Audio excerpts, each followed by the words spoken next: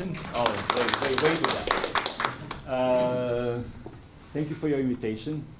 As I said, thank you, Lance, for inviting me and for kindly requesting that once upon a time that I submit a couple of possible lecture topics. Well, the one that I'm going to talk about today was the one I thought would not go through because of the title to begin with. And I already heard some comments about my beautiful title, Poetics of the Gnostic Myth. What is that? Poetics, when you hear the term poetics, I assume that the first association would be literary criticism. For some of you, maybe Harold Bloom and his work on Gnosticism. But I really don't want to scare off my benevolent listeners here. So I will be using some jargon, but I'll try to stay away as much as I can from it. And when I talk about poetics, just to basically tell you right away, I mean nothing. I really take it in its two basic meanings, right? One is Aristotelian, the study of poetry in its normative rules. Gnosticism is a sort of poetry, but what I really mean by that is something even more basic. The plan for shaping and structuring the literary work. That's all I mean by that. Right? So in a way, the underlying plan for constructing the Gnostic myth. The other term in my title, and I'm going to dwell on that a little bit, is, you have it on your handout in, I think, section 2, section 1, A and B on page 1. So I'm giving the abridged version here on my slide of the same section.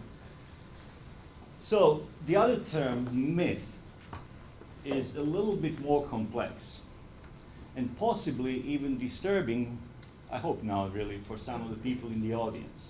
Do you like to call Gnosticism a myth? Yeah, we use that very extensively. So I can really skip the whole apology. Anyway, so, but as you know, in its basic common usage, both ancient and modern, myth refers to an imaginative and seductive lie, capable of stirring emotion, but not worthy of serious rational consideration. This derogatory qualification, which can be traced back to Plato, was often exploited by ancient anti-Gnostic polemicists. Irenaeus of Lyons, for instance, was first to develop a sustained argument about the poetics of Gnostic myth. But for him, this poetics amounted to nothing but the elaborate strategy of deception. The heretics, he says, and he primarily thinks about the Gnostics, introduce false statements and endless genealogies. And they combine probability with fraud to lead the mind of the inexperienced astray. Shortly after Irenaeus, another prominent heresy hunter, Hippolytus of Rome, will in the same way discard the doctrine of Valentinus as a certain tragic myth, by which he means a pompous tale that is appropriate for pagan theater lovers and not for the truth-loving Christians. But myth has always been an ambiguous term, and many ancient authors gave a more positive spin to the very same characteristics for which it was condemned by the early Christian theologians. Take Plato, for instance. In Book 2 of the Republic, he criticizes the absurdity and immorality of traditional myths and considers them at best a useful educational tool for children. But in the Phaedo, a dialogue about the immortality of the soul, he states quite the opposite opinion. The myth about the souls and their afterlives, he says, is a belief worth risking. A beautiful risk, he calls it. We must take because we deal with unverifiable matters in which one can only strive for plausibility and the semblance of truth. The same holds true for cosmology and cosmogony. or the causes involved in the world creation. In Plato's view, expressed in the Timaeus, one of the basic source texts for the ancient Gnostics, he says that the rational order of the world in which we live can be demonstrated by rational means, but the ultimate causes of this order and its purposefulness are not accessible to our senses or our reason, and therefore can only be grasped through evocative analogies and metaphors. This is what Plato calls the likely myth. Or take Aristotle. I hope you vaguely remember Aristotle from college times, right? Huh? A little bit of it. And his memorable analysis of tragic myth in his Poetics. Think about what they said about Hippolytus attacking Valentinus, right, for writing a tragic myth. That's exactly what Aristotle analyzes in his work. There are no negative connotation in Aristotle's use of this term. In his analysis, the myth amounts to well-formed and consistent plot. The imitation of an action that has a beginning, a middle, and an end, in which transformation between prosperity and adversity contains recognition or reversal or both. I'm somewhere here. I would really urge you to look at the slides because they are giving the abridged version of my overly long handout. But you can take it for study, of course. The beginning of the myth or plot is marked by the prosperity of the central character. Now be careful because we are getting into the Gnostic myth already. The beginning of the myth or plot is marked by the prosperity of the central character or characters, which eventually becomes compromised by his or her error of judgment. Due to an astonishing reversal of the expected outcome of some action, the character recognizes the error, becomes aware of it. And this recognition entails a great deal of suffering, repentance, bad emotion. This is a pitiful yet necessary stage on the path to wisdom. For Aristotle, there is nothing deceptive or harmful in this plot. On the contrary, myth, according to him, expresses the universal truth, which is very simple, that learning happens only and only through error and suffering. And this is the same truth that the Gnostics conveyed in their myth of Sophia, the fallen or not so wise wisdom. My third example for the positive usage of myth in antiquity comes from Plutarch, a Platonist philosopher and the priest of Apollo, who was active at approximately the same time as the author of earliest Gnostic treatises. In his fascinating analysis of Egyptian religion, Plutarch sees in the myth of Isis and Osiris an instance of the concealed truth. This is the passage here on the bottom of this slide. Concealed truth because no eyesight can stand its blinding brilliance, as he says, and so accessible only through the multicolored rainbow of images and symbols. Myth as the rainbow. Myth is here identified with a sacred account which simultaneously hides the truth from vulgar people and opens up the path toward knowledge for the initiates. This revelatory dimension of myth began to gain currency in the first 2 centuries of the Roman Empire, the time of the Gnostics, reflecting a growing tendency among the intellectuals of that period, or I would say literate people of that period, to blur the boundaries between the discursive modes of religion and philosophy. So these are the 3 positive meanings of myth.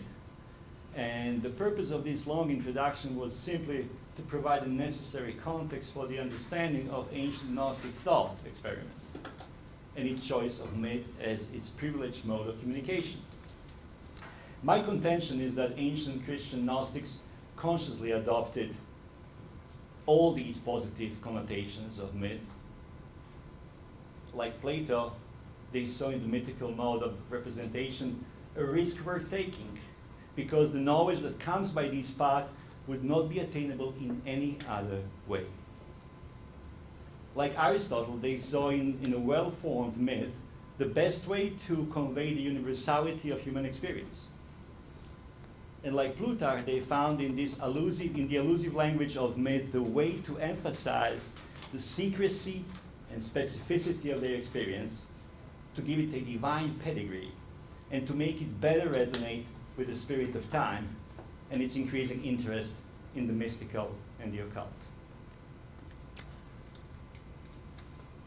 To prove my contention, I turn to the Apocryphon of John, which is viewed as a paradigmatic instance of the classic Gnostic myth. By classic, I mean non-Valentinian. I don't have to dwell on that, I assume. So, more mythological, wilder, right? More imaginative in a way, not so philosophically loaded. The text appears to, and yet, as you will see, that last argument, that last statement I made might be contested. There is a lot of philosophy in it. The text appears to have attained the status of master narrative among its ancient readers. How do we know that? We know it because its prominent placement in its four extant copies in the multiple word Coptic manuscripts. If you look at these, books, Coptic books, right, you will see that in 3 of the 4 occasions, this, text is placed in the first place. So clearly, there might be something about these ancient compilers, right? They probably knew what they were doing. These 4 manuscript witnesses, all copied between AD 350 and 400. Needless to say, we don't have the Greek original or originals. Preserve 2 different redactions of the text, the shorter and the longer. Differences between the 2 redactions are significant and yield interesting information about the fluidity of Gnostic text, the lack of canonical closure. There's no closure. There's no, clearly, the texts were considered to be in the making. No need to really fully close and say that's it. And also it tells us something about interesting cross-contamination of various branches of textual tradition, something that text critics usually work on. But all these important differences do not affect the overall organization of the plot, which is the same in both versions. The underlying world model and the work's ambitious agenda to explain in an orderly fashion the origins and nature of everything and all. Everything and all. As the Savior explained to John, a confused recipient of the unexpected divine visitation, as he says to him, now I have come to teach you what exists, what has come to be, and what will come to pass. Where what is stands for what always exists, and this is God and his spiritual realm. What has come to be stands for things that had the beginning in time, such as the cosmos, the dark matter out of which this cosmos is made, as well as the human race. And what will come to pass in the end, the future, that refers to the end of times, which, by the way, is not very clearly discussed and described in the versions of the text. This is just as a sort of aside. This is a typical prophetic formula, huh? I've come to teach you what, but look at this. I've come to teach you what was, what is now, what was, what is now, and what will come to be, right? Past, present, future. This is not the order here. You see the difference, right? The guy platonically inverts the order and starts with what always is and never changes, right? Right? Which is the spiritual world, and then moves on to the history of the world and of the humankind, and of humankind till the last point. At this point, we need to bring Aristotle back again, and I hope you remember him a little bit. What does constitute a well-formed tragic plot for him? As I hope you recall, the plot must convey a connected and self-contained sequence of events that has a beginning, a middle, and an end. And second, the plot should create suspense as a result of unexpected complications and misfortunes in the middle part that will be resolved and cleared up at the end. The same tripartite structure, right? Yeah. Oh, thanks. The same tripartite structure, beginning, middle, and end, right, is conveyed in the story of the secret book of John. What is, what has come to be, and what will, what must come to pass.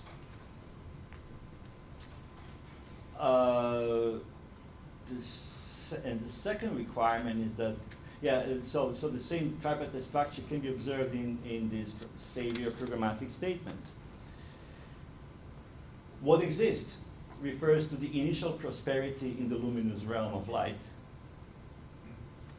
of an eternally existing, self-contemplating divinity, and it also refers to the gradual objectification or expansion of that divinity, which produces the eons that constitute the spiritual realm. These eons are nothing but the objectification of God's thought content. That's a mind-boggling idea. This is why, as we can judge from our ancient sources, the Gnostics were so much hated. The idea that God, right, has a thought concept that he is expressing gradually, right, throughout, the long process, right, and that makes him changeable, self-differentiating, not stable, almost like a human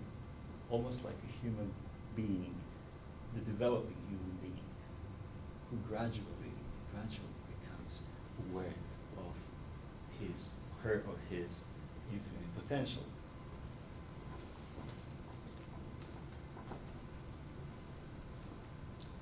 Also included in this spiritual realm, I'm tempted to draw it, right? I resist temptation for now. Maybe I'll do it later. Also, what else what else constitutes that realm of spiritual realm? The archetypal race of humans, right? We are, in a way, there, right? Already. Divided into 4 classes. From the spiritual Adam, called Geradamas, Seth, the posterity of Seth, the so-called immovable race, right? And also the interesting class of the repentant souls. Those, right? So in a way, this is an anticipation of the event that will take place later in history. Right? So already there, everything is preordained. Already there, right? Our destiny is known. Not to us, though.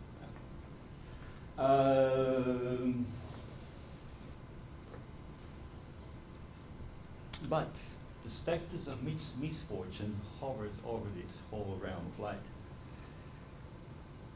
And they're personified in the liminal figure of Sophia, a wisdom not fully wise, as I said, whose erroneous attempts at comprehending God's unfathomable nature opens up the path to adversity. Remember the second point in Aristotle? Adversity.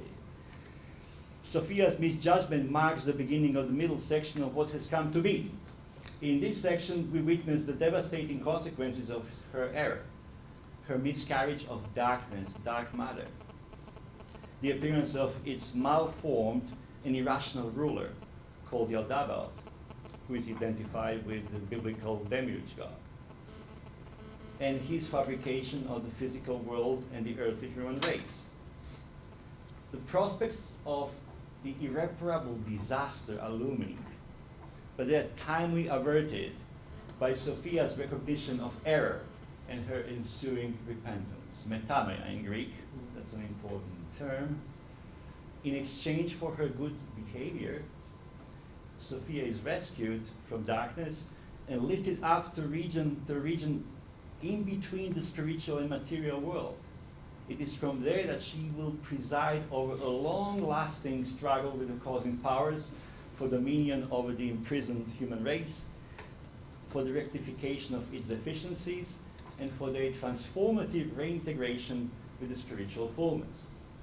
Salvation, as we see, is a historical process. It is fully embedded in it. But its fulfillment, the end, must yet to take place.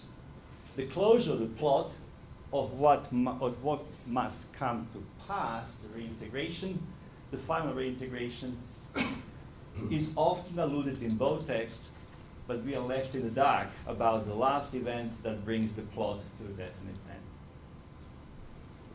So here is Aristotle in this text. While I claim that the Gnostics read Plato, right?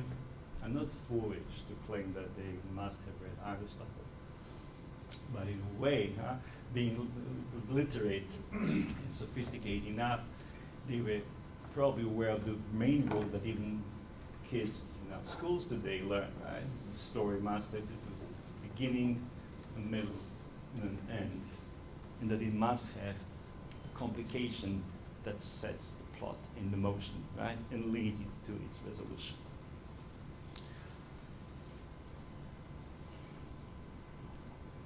I've already identified the characters that play a decisive role before I start. I will lecture for an extra 10 to 15 minutes, and then I will move on to slides, right? And actually try to, and then, become, just move away from papers. And at that point, I really invite the questions right away as I move on from the slides. I just want to give you some kind of background of what this is all about. What is this all about? It is, the whole thing is all about my attempt to understand the way in which, of course, the Gnostics, have constructed their hypotheses and the reasons why they were so, as I said, so criticized by the ancient, opponents.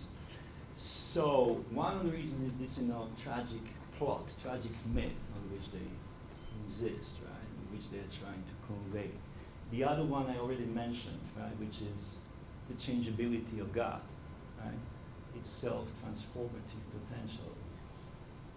For Orthodox Christians at that time, that was heresy, right, because the God is simple in its unity and unchangeability. Right? Here they say we are introducing this different concept of divinity. And the Gnostic opponents saw it clearly. Not only the Christian one, but also the arch opponent from the pagan side, whose name was Plotinus. They both saw it clearly. I move on now from the plot itself and the way in which it is organized to a brief analysis of the central characters in this plot. The plot must have central characters. Literary critics have actually realized that, in the case of myths and fairy tales, we can reduce this, infinite number of characters to 7 principal ones, right, that basically set the action in movement. The dispatcher, the hero, the victim, the helpers, the villain. Right? Our story also has all these characters. And this is what I'm trying now to actually analyze. I picked up, in my opinion, 4 most important ones. In the end, you'll see there's only one important character in the story, but basically I started with 4 of them. The first one is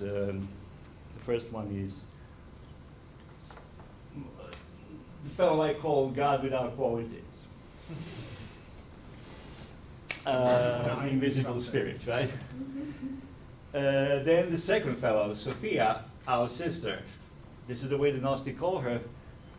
alluding to the same titles he is given in the book of the Proverbs, 7:4, when you will have same, 4:7, I forgot now, where you will see the same, way of addressing the wisdom of God. Then there is this, mad fellow, a mad image, a mad artist, if you want to put it this way, Yaldabaoth, and the fourth character, a very important one in the story, actually, which plays an important function in Sophia's rescuing operation and brings the division between the two worlds, spiritual and material, to its final end, is the human race, right? The human race, right? The mixture of spiritual and material. Let me dwell for a while on at least the first 2 or 3 characters, and then we'll take off. First, God without qualities.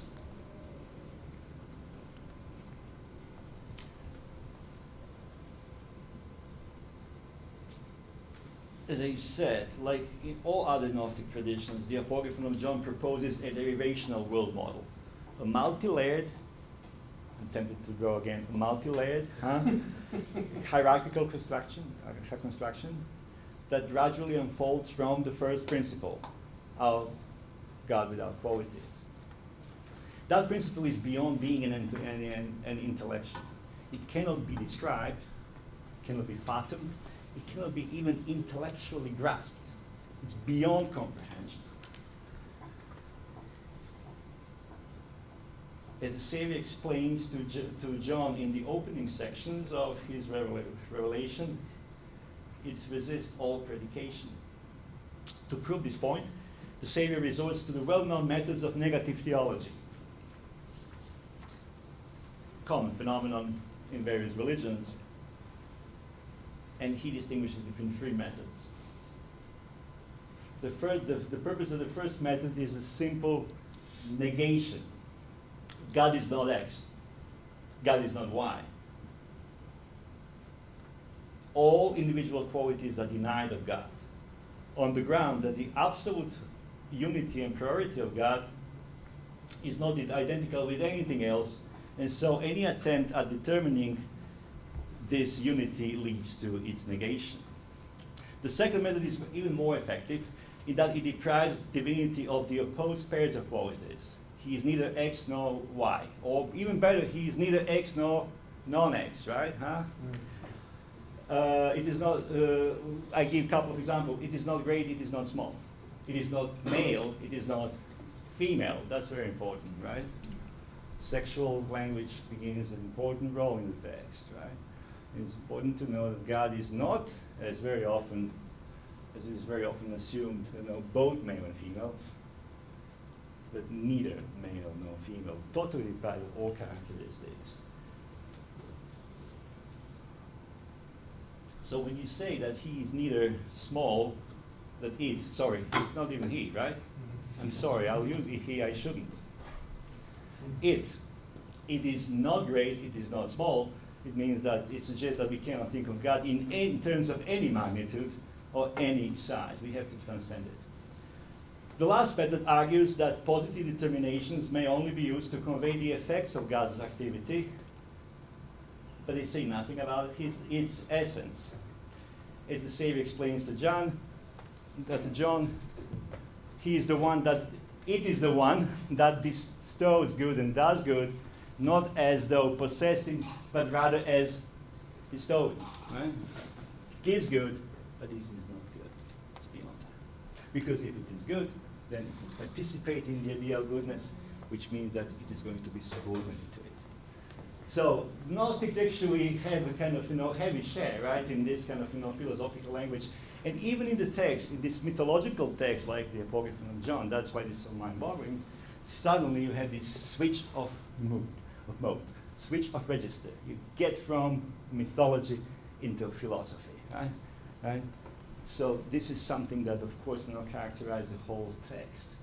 That's why it is so heavy. And that's why, actually, in my classes in Gnosticism, I spend on this text about 2 months. It takes so long for students to actually grasp the basics. The question is whether we all ever went beyond that, but at least, yeah. As I say, this kind of complex mixture of terms, language, difficult language that intertwines philosophy, religious metaphors, right? Different traditions, what I call intertextuality, another part of my study for which we won't have time, is actually something that characterizes Gnostic revelations and really makes them a difficult subject for study. Anyway,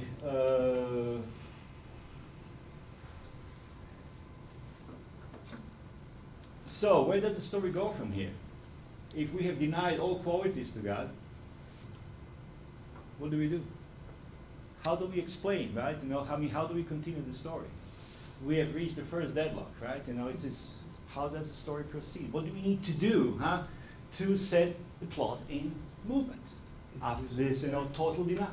Introduce new characters. Introduce new characters, right? But this is tough, right? Isn't it? How do you explain that passage from the self-contained, disinterested, unity, capable of overflowing, capable of giving, but not necessarily creating something, to this first moment of creation of something? This is the point, actually, of course, that the Gnostics, have, of course, many different ways to resolve. And this is, of course, this is the reason why they have chosen the vehicle of myth, story, to convey it, right? There's no other way to do it, right? There's no logical way in which you can explain, right? The sudden need to create something, right? Out of, total, complete perfection, right? That means nothing. God means nothing. So what is it? This is the point, right, at which, of course, if you read carefully the secret book of John, even in that negative part where all qualities are denied to God, they intersperse this negative language with positive determinations. But what kind of positive determinations? Only those that express the indefiniteness, unlimitedness, right? Of what? Pure, infinite substance, like spirit, light, the fountain of living water. These metaphors are all known from the Gospel of John, right? The most productive one is definitely the Virgin Spirit, right? Pneuma, the ancient concept of this goes of spirit, not in the sense in which we use it today, but as a sort of material, refined substance, right? Made up of fire and air, right? Always in tension because air is hot, cold, fire is hot. So this conflict between two levels of heat creates this creative tension, right? That in a way holds the whole world together. The whole world is imbued by pneuma. So think about the abstract, right? Pure pneuma, and you get the concept of God. You can also think of God as a productive power, ready to create, but not need to create, but in tension, in creative tension. And most important of all, the most important metaphor or analogies that the Gnostics have used is the metaphors that is taken from human psychology.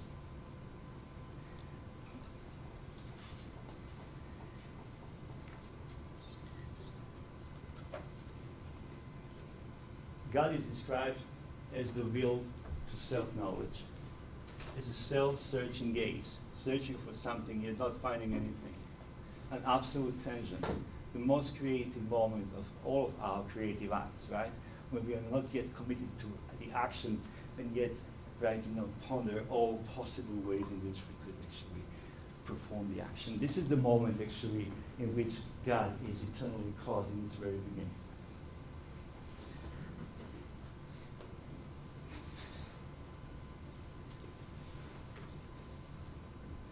Sorry, I'm looking for the continuation. So, remember how in the beginning of my talk I actually said that the Gnostics were criticized mostly for identifying God with the human being, right? To actually introducing God's, right? Differentiation, right? Self-development typical, even mental development typical for the human being. And that this is something that the Gnostics actually, that the Gnostic components always insisted on. Here are the two passages. Look at Irenaeus, what he says. Indeed, the Gnostics, he talks about Valentinian Gnostics, apply to the Father of all things that occur in humans, and declare him to be unknown to all, denying even that he himself made the world out of fear, that he might look weak, but yet still endowing him with human dispositions and passions. But if they had known the scriptures and had been taught by the truth, they would know that God is not like man, and that his thoughts are not like human thoughts. For the Father of all is at a vast distance from mental dispositions and passions befalling human beings. He is simple, non-composite, and without diverse parts, entirely alike and equal to himself. Similarly, Plotinus, right, also accuses Gnostics for actually drawing homology between spiritual realm and the human realm, for identifying our human souls with the world soul. So this is in a way, this moment that I would really like you to actually carry over from this lecture, right? Probably the most important point I'm trying to make here. This, profound equation, total equation between actually the divine and the human, between God and human beings. And the idea that, of course, God develops in the same way as we humans develop. Look at this passage, which actually, in a way, will probably, I hope, give you a sort of idea how the Gnostics identify the human psychological process with the creative process of God. It, not he, right, searches for its own self. This is the initial moment in actually God's being, absolute potentiality, searching for itself and not yet finding it, right? It searches for itself in the fullness of the light. Then suddenly switch to the future tense. How does the next sentence go? It shall conceive itself in the unmixed light, the immeasurable greatness. And then realization of the anticipation.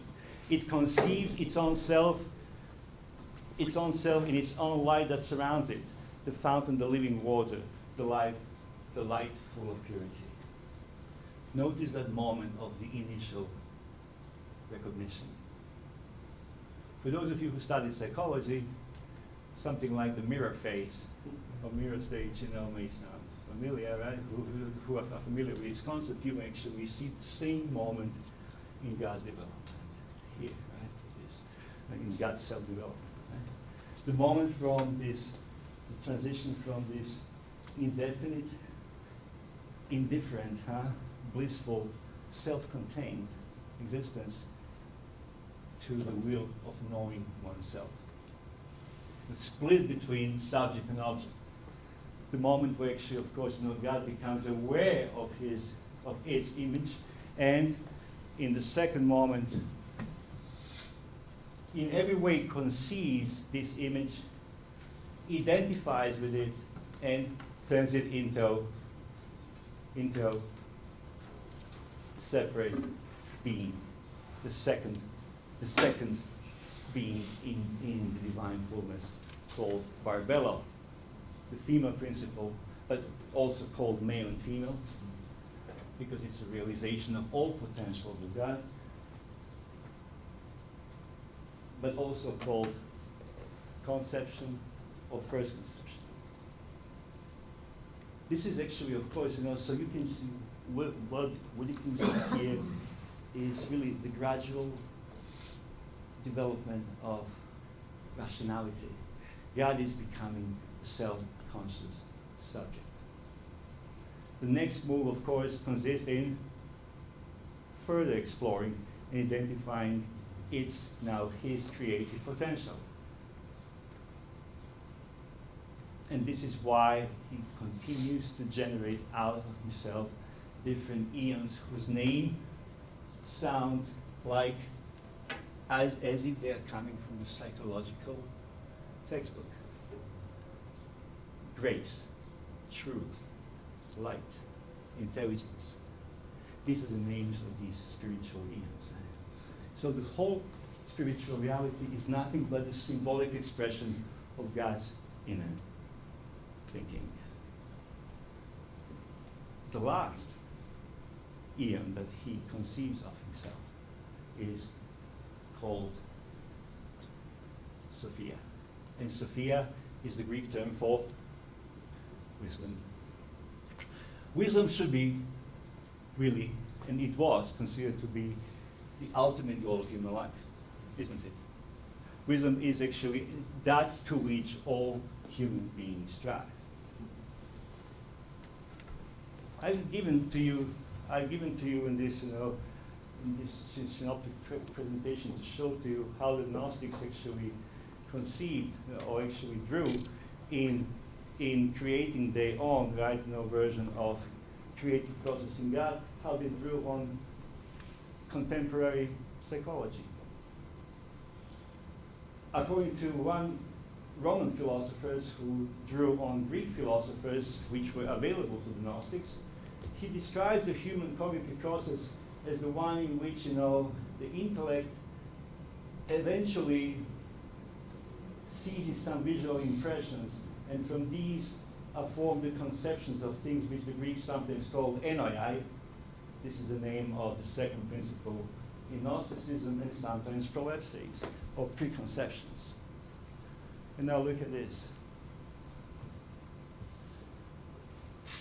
This intellect that creates first conceptions with the addition of reason and logical proof and a wealth of countless fact attains eventually the full-blown, full-fledged wisdom of the world, or wisdom of itself. This concept, this psychological concept, gradual development of reason, right, and the eventual arrival at the full-flown, full-fledged wisdom, knowledge, right, is something to be conceived, was something to be conceived as the goal of all philosophies and all human activity. And this is the point, right, that is reached also by God. The last eon in the spiritual realm is called Sophia, wisdom. The sum total, right, of everything he can possibly know of himself. Now, let's talk. What is the problem? Where is the point at which actually the next move in the plot begins? What is wrong with this? God has reached the point at which he knows everything about himself. So we would think that the story will end here, right? And yet the plot goes. Misfortune hovers over this whole, some kind of adversity hovers over the whole beautiful scenario we see here. What is it? We have said in the beginning that God cannot be known, that he is unknowable. So even God's own act to know himself, to express his own potential, to come to the end, right, of his creative capacities, to fully understand, right, his own nature, proves to be disastrous. And I'm glad I have Schellingian, the scholars of Schelling here, right? Because God is unfathomable, unknown. He cannot fully know himself. There is always the indivisible remainder, something that remains, the unconscious, according to Jung, the dark matter, according to the Gnostics, right? This unfathomable ground that cannot be fully articulated. So, at the next moment, right, what happens? Sophia, the wisdom of God, realizes the failure, right, of the whole rational project, right, in which the God is involved, and drops out, conceives, miscarries the darkness, this indivisible, unconscious, dark element of God. Cannot be So this is what I'm trying to actually, show to you here, that the Gnostics seem to have conceived of the whole story that they are conveying as a myth, right? By constantly resorting to ancient psychological categories and to ancient epistemology. A point, again, caught quite well and correctly by their opponents.